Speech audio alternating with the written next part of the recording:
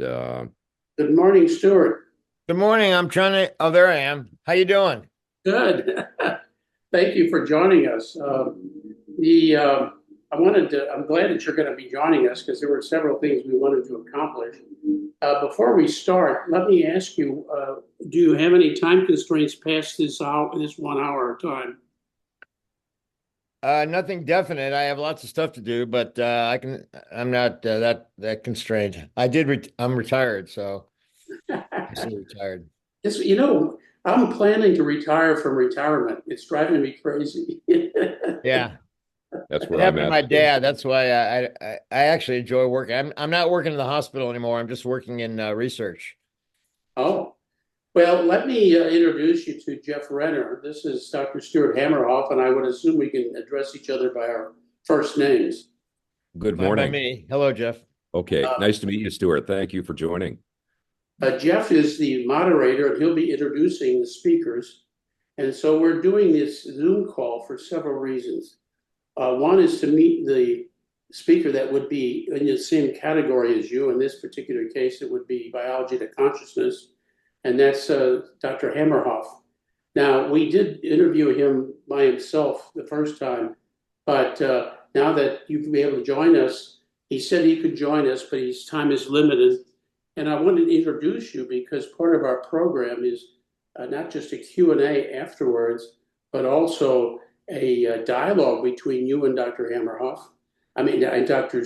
Koenig, and also a panel discussion at the end. So it's a good idea to get to know each other. In fact, here he comes now.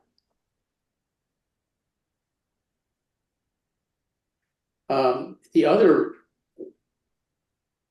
Hello. morning, Harold. Good morning, Morning. Bob. Good morning, Jeff. Good Morning, morning. Harold. I'm Stuart. Nice to meet you. Nice to meet you too.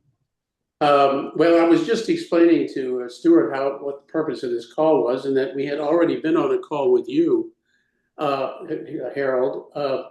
I refresh my memory. You're time limited here, aren't you? Yes, I am time limited. I got about 45 minutes, but I suspect we can cover what we need to in that amount of time. Well, I think we can, and we went through a interview process with you. I think we'll focus on doing that with Stuart and Jan Masterson, who may not be able to join us. She was not feeling well, so Jeff is going to fill in. I was going to introduce you to her because she's the one that's writing the program for the conference, and she likes to introduce. She wanted to introduce you all that way, but give it a more personal touch in terms of why you joined in this conference, what are your personal interests and whatever. But Jeff is going to fill in for her if she can't join us. The purpose of this get together was for several reasons. One, to have you meet each other because this is an unusual conference. There are no breakout sessions. It's going to be all keynote engagement with keynote speakers for the duration of the conference. So it's not just you come for that one day and leave. And after each presentation, there'll be a Q&A that Jeff will lead. And then there'll be a dialogue between the two of you because you'll be both under the category, if you will, of biology to consciousness. And, and then there'll be a panel discussion where you'll both be involved at the end of the day. So it's a good thing to get to know each other.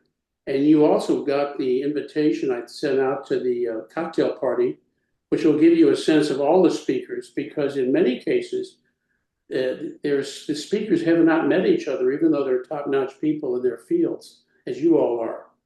So the last thing, and I'm going to get off here and let Jeff take the lead, but at the very end of this, I want to talk about a few housekeeping issues. And so I think I covered it all. Jeff, you want to take over? Certainly. Certainly. Why don't I just do scheduling things? And then since Jan apparently is coming down with something, I'll sort of hop in and ask her ask some of her questions, and then I'll get into what I'm doing. Basically, the schedule on Thursday is Dr. Hameroff, you go first, and then Dr. Koenig follows you. And one of the things that Bob came up with is to provide a little bit of a thread to connect one speaker to the next. And so he's been asking the first speaker to then think of an appropriate question to ask of the second speaker. So, Stuart, that would be just some question that you would pose to Dr. Koenig that he can choose to address in his talk or maybe in the follow-up discussion afterwards. So if you just be thinking of that. As Bob mentioned, there will be Q&A, and basically we're going to be soliciting questions from the floor, if you will. And they'll probably be giving those to us on little cards or something of that sort, and then we'll read those off. I like to prepare a few questions. You have a lot of experience doing this, and occasionally there are questions that the speakers say, I might not be able to fit this into my presentation, but I found this comes up a lot. And so if you could maybe suggest a couple of questions, Stuart, that you think would be good for me just to hold in reserve to offer in that. Do you have anything that comes to mind offhand? First, how long is the talk? Because that'll depend on, that'll tell me how much I can cover. 45 minutes, right, Bob? Yes. That's including questions or plus? No, that Okay, would be all right. just you. All right. Well, I'm going to talk about the theory of consciousness that I developed with Roger Penrose, Mm-hmm. and it basically says that consciousness is connected to the fine scale structure of our fine scale geometry of the universe, which is basically the universe, and that it raises the possibility. Roger doesn't endorse this, but he doesn't deny it. He just doesn't like to talk about it. But the theory does suggest the possibility, feasibility, plausibility of afterlife, of consciousness outside the body. And in fact, to digress for a moment, what I'm doing now is working in astrobiology with our hypothesis that consciousness actually preceded life. Mm-hmm. And that based on Roger's mechanism, consciousness was present in the universe before the advent of life, 4.5, 3.5, I forget, billion years ago. And because we don't really have an understanding of why life formed and why it developed and evolved before genes. There were no genes. So survival, natural selection doesn't matter. We went a million or billion years, we being life, before there were any genes. So what was the cause of all that? What was the motivation? And we think consciousness was there first, and by Roger's mechanism.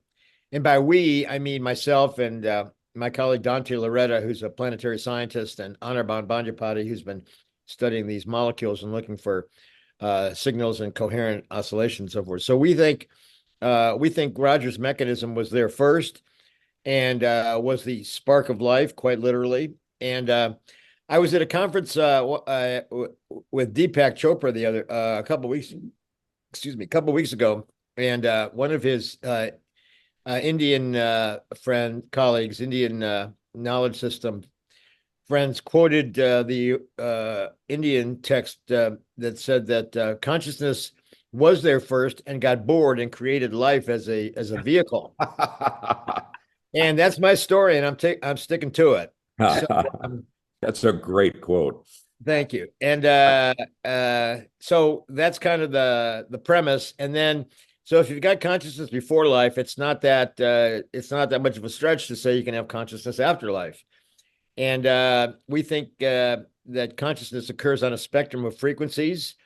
Normally, the EEG is in hertz, 0 to 40 hertz or whatever.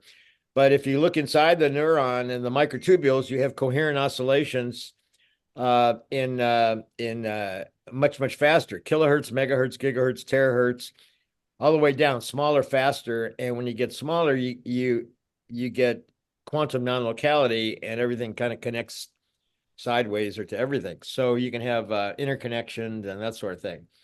And so the spiritual aspect of it, I've actually worked mostly from the Hindu aspect, but I don't see how it's any different really from Catholic or any other aspect of it. And there's also, Roger has these Platonic values that influence our thoughts and actions, which could be, divine intervention. You could some kind of platonic influence that can influence our thoughts in a positive way if we're mindful about it. So I just think that the afterlife is possible, and communication between people by telepathy and influence, so forth. So that's what I'm going to talk about. As far as specific questions, in 45 minutes, I think I can cover quite a bit. I won't get bogged down in the details of the biology too much, but I do want to talk about the microtubules because they are the time crystals, we think. So we oscillate at all these different frequencies and take it all the way down. And I think I mentioned this to Bob, but the timing of this conference is fortuitous for me because we're organizing our annual The Science of Consciousness conference in Barcelona 2 weeks after this conference. Mhm. So I intend to hang around Europe and go to the other conference, and we can use them to promote each other. I think I've been a little lax on that, but we're just getting going with promoting ours. And it's followed by a festival of consciousness they've been having in Barcelona for several years. Mhm. So basically, that's my message. Afterlife is possible scientifically, and I think that alone will engender some questions, as it should. It's a very within science, it's a very unpopular uh, uh, thing to say. But what I say back is that if you, the neuroscientists, cannot explain consciousness in the brain, how can you say that it can't exist outside the brain? I Mhm. don't know what it is. And a lot of people say, well, it's fundamental or panpsychism or this or that. But, I think it's something like it's technically we would call it quantum panprotopsychism. But the point is that it's available everywhere. And with quantum non-locality, it can be vast and have a lot of information and a lot of impact. So that's basically what I want to say. And as far as specific questions, let me think about that. You could just drill down on any of those aspects, and it'll be Okay. controversial. So I'm used to getting a lot of skeptical pushback. I don't mind. I'm kind of used to it. So I've heard a lot of these questions before, and although this will be a different type of audience, I imagine. So. I'd have to think about specific questions, but those are Okay. you got the gist of what I want to say. So that's going to open it up quite a bit, I think. That certainly does help. And what I would say is, to a certain degree, and Bob, stop me if you disagree, I think this is going to be a self-selected audience that they're going to have a fascination to and an openness to the sort of things that both you and Dr. Koenig are talking about. I think they'll be very engaged. I think probably I always ask for these questions because I'd like to have them in my pocket. If May I interrupt just 1 second? Sure. Mention something. I think that our audience is very much an audience that's mixed, and so Mhm. we're essentially telling people that our talks are going to be understandable by non-scientists and non-theologians. That doesn't mean that we want to restrict your presentation, but only give you a heads up. Now, since I know all the speakers and they don't necessarily know each other, I basically was encouraged to have my book be the agenda for the conference. It feels arrogant to propose that somebody read my book, but it's not because I expect you to say what I said in the book, but to give you a sense of the flow. So the question that I would have asked if I were the preceding speaker to you, Dr. Hameroff, was a woman who's very well known in evolutionary theory. And my question that I was asking her to pose to you was, if life forms have similar DNA, very similar, all life forms, uh, how do they? Let me see. I want to look at my. Well, pardon me, just a second. Oh, big question. If monkeys share 97% of DNA with humans, why didn't they land on the moon? I mean, it was kind of a simple question. Now, the person that was doing this, that's giving the evolutionary theory, she said, I would never ask that question. But it's intriguing to me that, and you'll read the book, so you get a sense of this. Okay. Who's the speaker on evolutionary biology? Her name is Hying, Heying. And if you go to the website, you'll see a bio on them, on her, okay? Okay. And I'm not suggesting she's, got all the answers. I'm just saying, and I'm not suggesting people have to take my recommendation on the question. I'm just telling you the kind of thing that my book lays out in transitions. All right. And I'll take a look. Go ahead. Well, I would just say that in astrobiology, we're concerned with life way before DNA even appeared on the scene, or even RNA. But in answer to your question, each of our cells has all the DNA, and yet why is a neuron, and a kidney cell, and it has to do with gene expression and what turns on genes, and that's all in the microtubules and some other things. So I don't have a problem. I think that's an easy question, actually. Okay. And Jeff may end up asking the question, but it's not one that we'd like to impose on people. It's just a matter of having it sensibly move to the next speaker. And with all attempts at humility, I would like you to encourage you to read the book so that you get a sense of it. Not the whole book, just the science sections. There are only 4 sections. Henry, I'll back away now because the next question was for, let me see. But if I'm the first speaker, there wouldn't be a preceding speaker to ask me a question. Well, you're not the first speaker. There actually was a speaker before you. Okay. And that was a speaker on biology, on chemistry to life. Okay, great. Who's that? There are 2 speakers in there. And I encourage you to look at the website for the conference. It's very right. Okay. The speaker before that is Adamala, and she is doing synthetic cell production with chemistry. Doesn't claim it to be life. And then after her is Dr. Hying, Heying, and she takes the evolutionary process. Okay, great. It's actually the day before. That's the day before. They do the afternoon sessions, and so then you'll be the first speaker, that morning. Well, I'll pick up on I'll definitely cover evolution and what I think is wrong with it.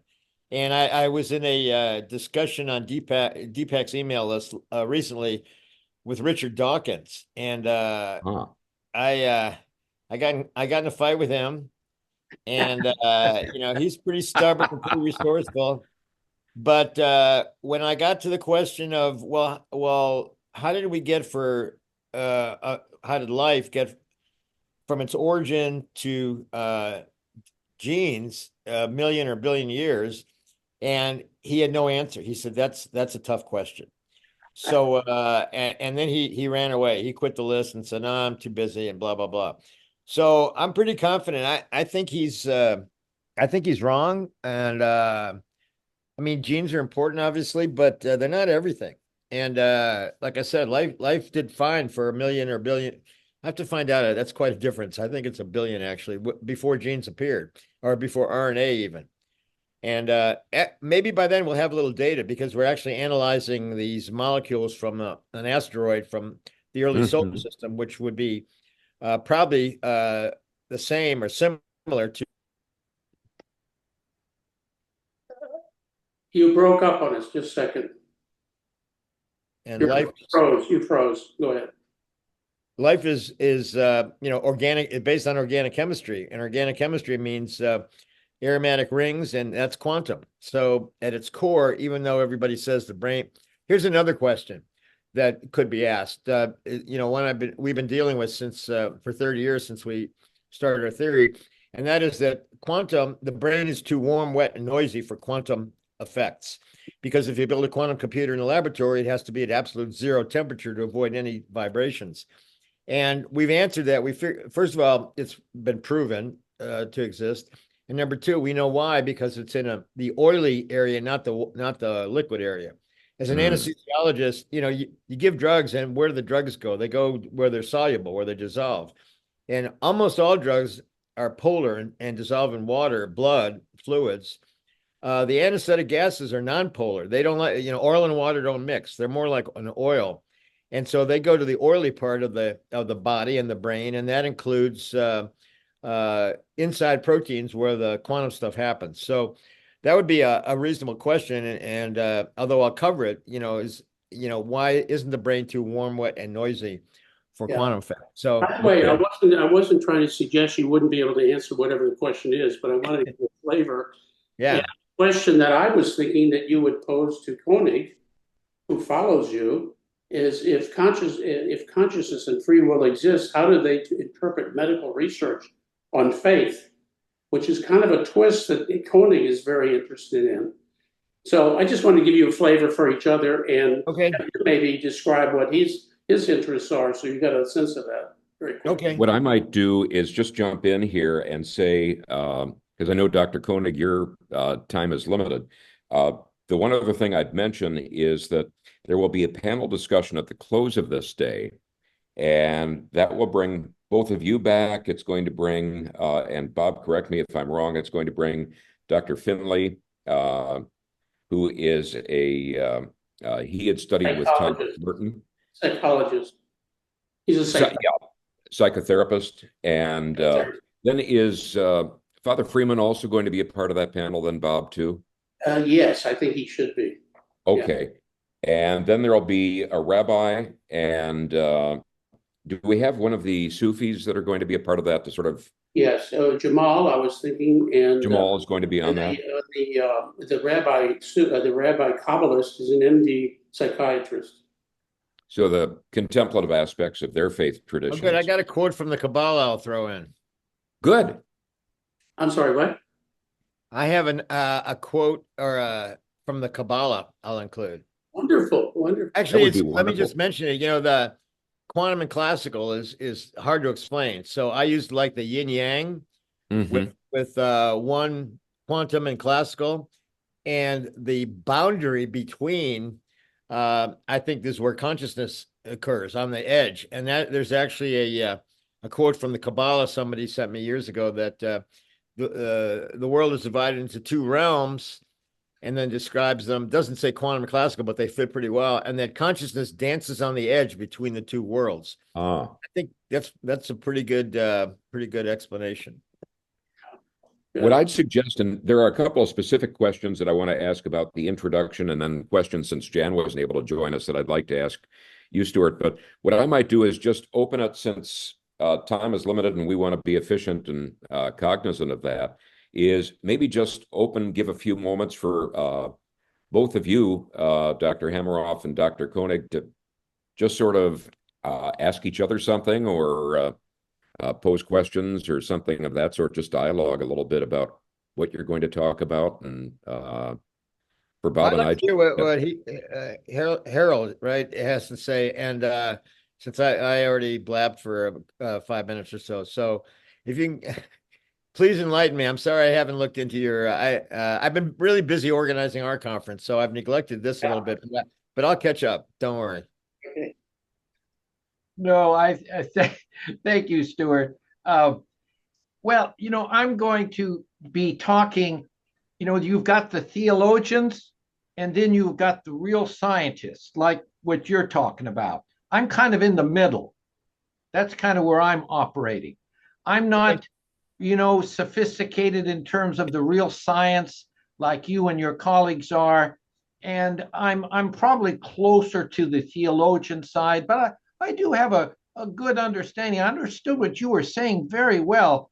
I've written a book about Hinduism. I'm very interested in Hinduism and Buddhism, and so I can see a lot of the parallels that you're speaking about there. So, but what I really think is that we're using different language to describe very similar processes, which is very interesting to me. I'm going to be talking about more broadly in terms of God and, God and Jesus and religion more generally.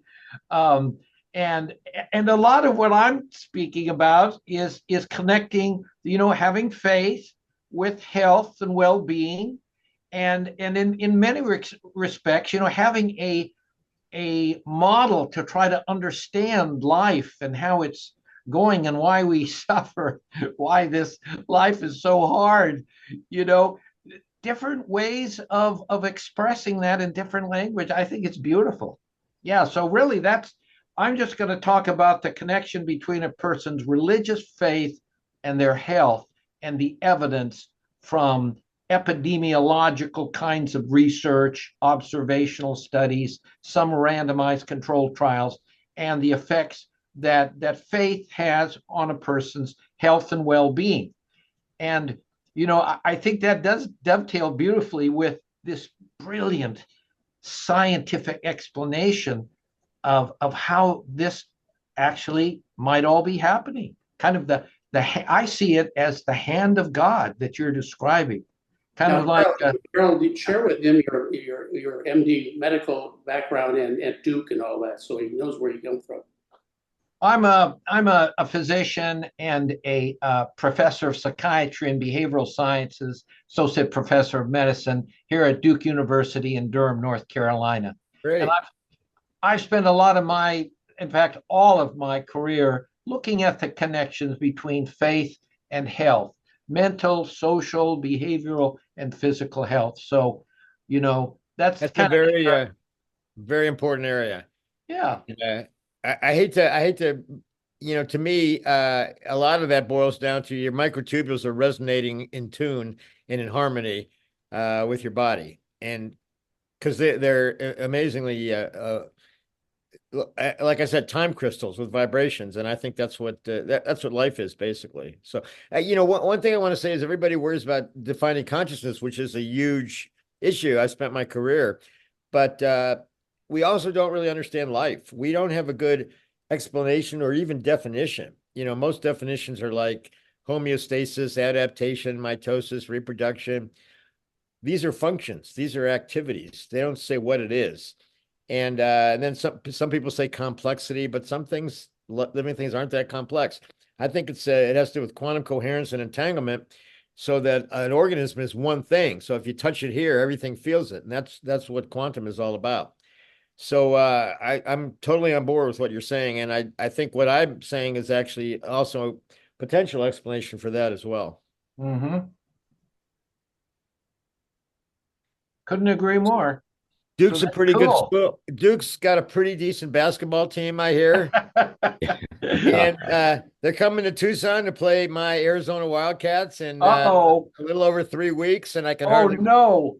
Hey, listen, when you watch the game, are you going to watch the game? I probably will. My wife loves to watch the basketball games. Okay, I sit in the second row behind the visitor bench. No. So if you look at the Duke bench, just look two rows. Well, there's a row of the bench and the press, and then 2 spectator rows. I'm in the second row. I got to get a picture here so I can show her, so I can say, there he is. There. We got it. And I was at the Final Four in 2001 when Duke got every whistle from the refs and beat us. But anyway, never mind about that. I'm not still bitter about that. But I admire Duke basketball. They're great. But and I'm looking forward to the game. Let's just leave it at that. Yeah, we've never been to a Duke basketball game, but we've been to a women's game. We actually got seasons tickets, and that was great. We brought our kids to it. It was a lot of fun. And they play at Cameron Indoor also, right? Yes, they do. Okay. November 22nd, Duke at Arizona. November 22nd. It's on my calendar. Well, you'll have to let us know if you play side wagers later. I don't need to bet. I'm obsessive about it without bet, which is a good thing. My dad was a gambler. I got my love of sports from him, but fortunately, I didn't get the gambling bug. Yeah. Well, what I would say is that I don't know if there's any more that you two would like to ask. Dr. Koenig, I know your schedule is particularly tight. Is there anything more that you two wanted to do as part of this call? And you can always connect with each other later on if you wish. Yeah, nothing in particular from my side. I think this has been very, very helpful and very actually enlightening for me. So, Yeah, Well, I, I, I hate to keep talking about microtubules like I'm a broken record, but they play a key role in psychiatry. Uh, Prozac takes a couple weeks to work, right? yep. And the apparent reason is that it takes a couple weeks for the microtubule cytoskeleton inside the neuron to reorganize, and that's what treats the depression, supposedly. Interesting. Yeah, I know, and people ignore the inside of neurons, medicine, psychiatry, neurology, neuroscience, even, and neuroscience. They use what I call unflatteringly cartoon neurons. They're only looking at the membrane and the synapses and an algorithmic neuron. So there's no room for consciousness to come in and change behavior. And there's no room for no way to get to the faster quantum stuff without looking at the internal dynamics of the neuron. So I've been dealing with this for a long time, and I think neuroscience in general likes their cartoon neurons because they support AI because they're no different from an artificial neuron. And if that's the case, then the brain is no different from a computer. Therefore, computers can be conscious, and AI is riding that and trying to scare everybody and what they've done is actually pretty remarkable, but not even close to consciousness. So I think there are forces at work. For example, I think AI is supporting the idea that neurons are just cartoon or don't have any possibility of quantum interactions, and because that'll make it easier for people to believe that AI is conscious. But that's kind of a side political issue that I worry about a little bit. But I don't. It's not applicable here, but just something to All, think about. all of this really, really fascinates me. I was a biology major at Stanford, and this is what I just loved. I ended up going to medical school, but I really, in many respects, I wanted to really go into biology more Yeah. deeply. And I was actually a trustee with the Templeton Foundation and had been on their board for many years when Sir John Templeton was alive, and he was fascinated by this as well. And you may be familiar with many of the people on the board, Stuart, who were world renowned scientists in this area, studying many of the same things you're talking about. Unfortunately, they've gone in a slightly different direction since he passed. Yes. They did sponsor this adversarial collaboration in consciousness that we were a part of, and all the our we were the only ones that had any positive results, but all the attention went to the big contest between two cartoon neuron theories. Anyway, that's another story. But yeah, I'm familiar with them, and I was on good terms with them when he was alive. I think since then I'm not so sure. But It's the same with me. I was so involved in the foundation and all of their activities. And then when he passed, and especially when his son passed and went on to the son's daughter, things really did change. They got a new vice president, and it went off in a totally different direction. yeah, it's been disappointing actually. But anyway, it was good while it lasted. well, what I might do, and then I know Bob has a few things that he wants to bring up, is just some specific questions for you, Dr. Hameroff. And so, Dr. Koenig, certainly hang in, and I'd like to say thanks again for agreeing to do that interview in early December for that program that I do. I'm looking forward to that. Uh, but if you have other stuff you want to run off to, certainly don't feel constrained to stay on. But otherwise, it's great to have you here. I can stay on for a few more minutes, but then I'll, Super. Okay. I'll sign off here at a quarter till. Okay. Dr. Hameroff, one question that I'd ask is I'm going to introduce you, and I've looked at some of your videos and websites and that sort of thing. So in terms of the professional background, I've got that. What do you like when you were introduced? Do you have any particular things that you wish people had said to introduce you to sort of help the audience appreciate what you're going to present that isn't presented? Or when you've heard a particularly effective introduction, what's been a part of that? So I just want to make sure my introduction does justice toward guiding people into what they're going to hear from you. Generally brief, Yeah. because long introductions tend to kind of break momentum. I would say that I got interested in consciousness as an undergrad. In medical school, I got interested in the brain-mind problem, but wasn't attracted to neurology, neurosurgery, or psychiatry, only because I didn't like the lifestyles. No offense, Harold, but so I didn't know. So I did a research elective and studied cancer and studied mitosis, cell divisions, and everybody else got interested in the gene and the chromosomes, and I fixated on the mitotic spindles, the microtubules that somehow separated them and did this delicate dance in three dimensions over time to get perfect separation of the chromosomes, without which you get cancer or maldevelopment. So I fixated on the microtubules, which then were discovered to be in neurons, all cells, and had a lattice and looked like computers. I was learning about computers. So I got the idea microtubules were computers and information processing. And anyway, I'm already saying too much. So I just say that I got interested in consciousness as an undergrad, then the brain, mind, microtubules. But then after 20 years of saying microtubules were computers, increasing information processing, somebody said, okay, let's say you're right. How would that explain consciousness? And I was stunned because I didn't have an idea. I was just talking about information, and that's not the same thing. So fortunately, they suggested I read a book by Roger Penrose called The Emperor's New Mind, which I did. And it was really quite literally a life-changing experience, because I realized he had a mechanism for consciousness. I didn't understand it and still don't entirely, but it's, based on quantum physics and the fine scale structure of the universe, and that appealed to me on spiritual grounds and scientific grounds. Even though Roger himself won't, he says, I don't find it useful to discuss this.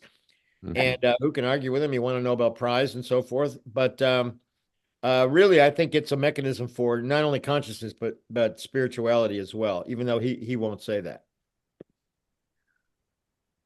Okay. What who in your life was instrumental in developing your interest in science and the areas that you focused on? Some of that, of course, developed, as you said, from undergrad to Yeah. later work. But what do you think was of influence, or who do you think was of influence, and why?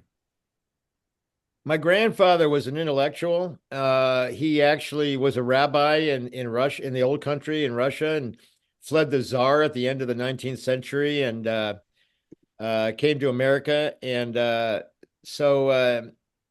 he gave me books on astronomy and the universe was expanding when I was like 7, 8 years old, and a book on Einstein, which I couldn't understand. But he got me interested in big questions, like why was the universe expanding? I had thought about that a lot. What the and what was what was outside the universe? Was there anything else? And so I started thinking about stuff like that. So then when I went to medical school, I kind of focused in on consciousness, actually, and because I had been interested in that. And to be honest, it was the late 60s, and we were doing various stuff back then that's become popular again recently. And so I just got kind of obsessed with consciousness and applied my scientific and medical career. And anesthesia is actually the best way to understand consciousness. I went into anesthesia because you asked who influenced me. My first chairman, a guy named Bernell R. Brown, who had a MD, PhD, and he was a Renaissance man. He knew so much about everything. And he said, well, if you want to understand consciousness, figure out how anesthesia works. And by the way, here's a paper my friend did that shows that anesthesia depolymerizes your microtubules. And I said, wow, that's, and he said, and it's a lot of fun and good money. And so I said, okay, I'll do it. So that was 50 years ago. And it's been 49 years in the operating room doing anesthesia. And I won't say I enjoyed every minute of it, but it was a really good career for me. because I got to also study Yeah, research that's on consciousness, how anesthesia works. well, what I like to do, and I've mentioned this to everybody else, is I'd like to, and I have tended to say pester, and I shouldn't say pester, but just reconnect with you maybe in the early part of next year and say, here's what I'm sort of thinking in general, sense of saying for an introduction and double check on the questions and that sort of thing. So if that's agreeable, and it would be brief, it would be like 15, 20 minutes, but if I could do that maybe in January or February, that would be Sure. wonderful. Sure. The other part of my assignment this morning is just to ask a few of the questions that Jan would have asked, because otherwise I'll deal with her annoyance later on, and I don't want to do that. She is doing these brief biographical sketches that'll be on the program.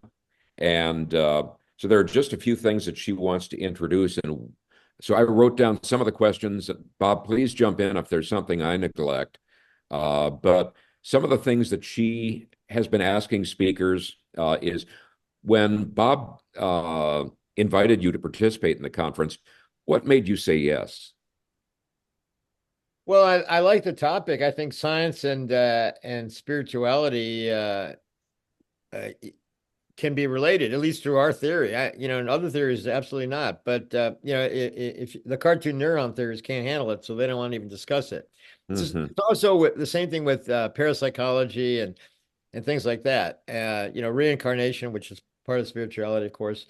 And by the way, I think there's really good evidence for reincarnation from these pediatric psychiatry, where they interview these kids from past lives and so forth.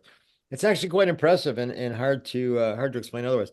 So I thought it's right up my alley, and I'd be happy to go there. And like I said, I have to be in Barcelona about 2 weeks later, so I'll probably just stay in Europe and enjoy myself. Okay. Uh, let's see. Another question is, what do you hope people, after they hear your presentation and the broader conference, what do you hope people will leave with, either in terms of their impressions or a desire to learn more? What do you hope people will leave with? That there's a scientifically plausible argument for various aspects of spirituality, including afterlife and reincarnation. Okay. It's, until they explain it in the brain, you can't rule it out outside the brain. Okay. We talked about what inspired you to follow this path. One question, and Jan and I come from somewhat different backgrounds. She has a marketing background and is excellent writer. I come from the broadcast journalism side of the things, and I'm trained as a meteorologist. So, I mean, totally separate on that. But she likes to say to people, and I've always said you can't really expect them to sort of encapsulate it this much, but she likes to get like a 3 to 5 word summary of what your talk is going to be about. So tough as that is, and I'd probably give more latitude, but what 3 to 5 words would you use? Afterlife is plausible. Okay.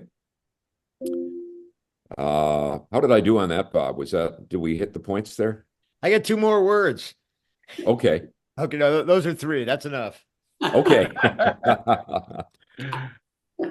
No, I think you covered it beautifully. I can speak now, I guess, unless you had anything else that you wanted. No, I think that's what I needed. Well, I have to tell you, Stuart, I'm stunned at how your path and my path are similar. I too read The Emperor's New Mind when I was very young. It changed my life. And what I was stunned by is this page after page of base 2 math that proved that that artificial intelligence, computers back then, couldn't replace the brain. You had to account for love, emotion, and things like this. And the computing that doesn't work. Okay. And I think AI's got a wonderful future in terms of being helpful. But what's fascinating is it takes existing data. So the next Einstein will be dismissed in a sense. So having given you a little bit of background, that led to my PhD in physical chemistry and to visit all these different conferences that were siloed and not speaking to each other. And so that's the purpose of this conference, is to do that, bring it together a little bit, as much as I can. And the question, the main issue for doing these Zoom calls early is because we have to start promoting the conference. Otherwise, without registrants, there's no conference.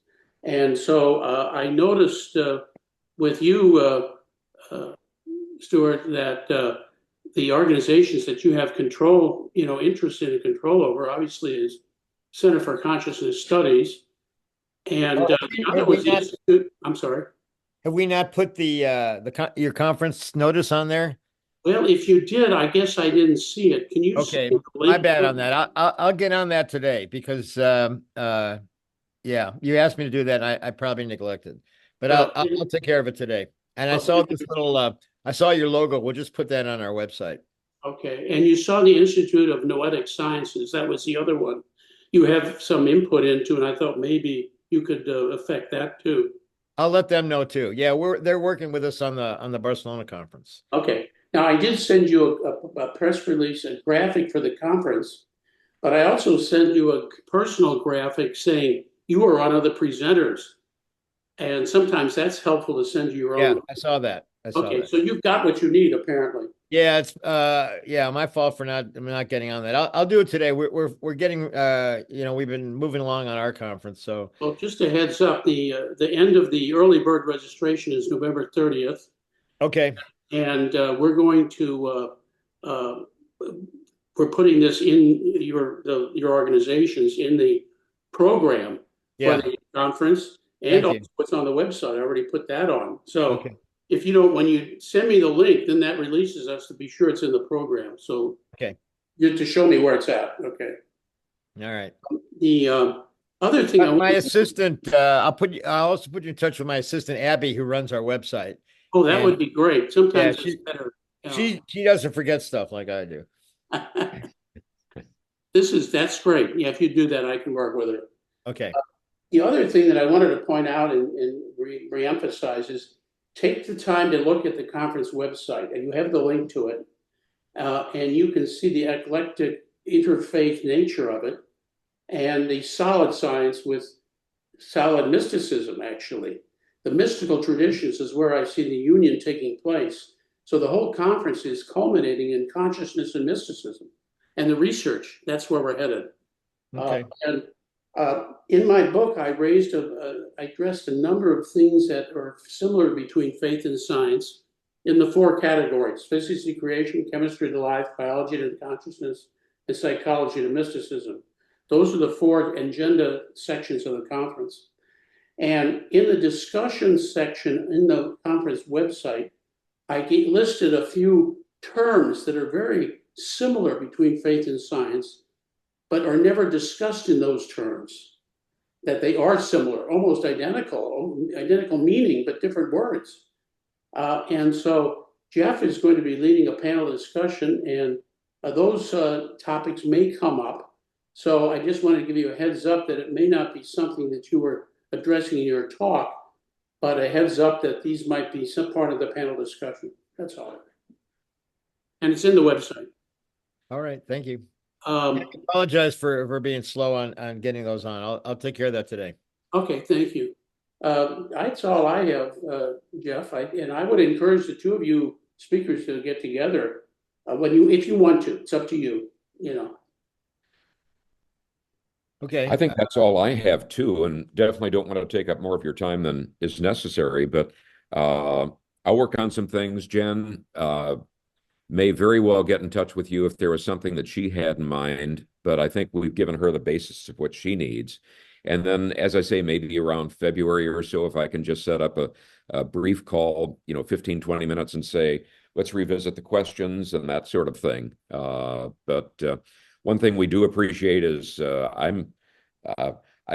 watched enough of your videos to be intrigued, but realize that I need to do a lot more watching to have a sense. I do my best to make it palatable to a general audience with cartoons and images on my slides and so forth. But and sometimes I go, I go too deep because I'm aiming at certain select fraction of the audience, but I'll be as broad and general as I can. Oh, And I think it's going to be same thing. fascinating. Well, and I Uh, think you can go deep in the panel discussions and those questions because they may come up. And I don't want you to dumb it down by the, no. you use your own judgment. You use. Okay. All right. Thank you. Okay. But I think that's about the shape of what I have, and otherwise, just looking very much forward to your presentation and what's going to go on in Rome. And basically, I like to sort of just characterize my involvement as being sort of like an air traffic controller, just get everything off to a good takeoff and a good landing, and otherwise, stay back out of the way because all the things that you're going to be presenting and Dr. Koenig and the various other presenters are going to be very rich for all the people attending. Will be. Thank Stuart, you. I'm thank you looking so forward to much. it. I appreciate it. Thank you. Thank you very much. And we'll hope the Okay, Sun Devils come out on uh, top. no, not the Sun Devils. We hate them. They're Oh, ASU they're ones up in Phoenix area. So Wildcats. Wildcat. That's right. I was actually down on your campus. It was just pre-COVID. They had a faith and astronomy workshop there, Oh, really? and they had some of the planetary astronomers that were participating in that. And it's a wonderful campus. And since the Huskies aren't playing, I don't need to worry about where my allegiance would be in that game. Washington Huskies, Connecticut Huskies. Which Huskies? University of Washington. Okay. The old Pac-12. I miss Yeah, it already. I regret that decision very, very Oh, much. it's terrible. It's not going to work. The travel costs are killing everybody. I Well, predict and in a few years that they may go. I don't know. I hope they go back I do but too. I because do too. yeah. Oh well. We'll enjoy what we got while we can. Exactly. Well, again, thank you so much and appreciate your time this morning. Thank you, Jeff. Thank you, Bob. Good to see you. Okay, you guys have a great day. Okay, you too. Talk to you soon. Bye bye. Bye-bye.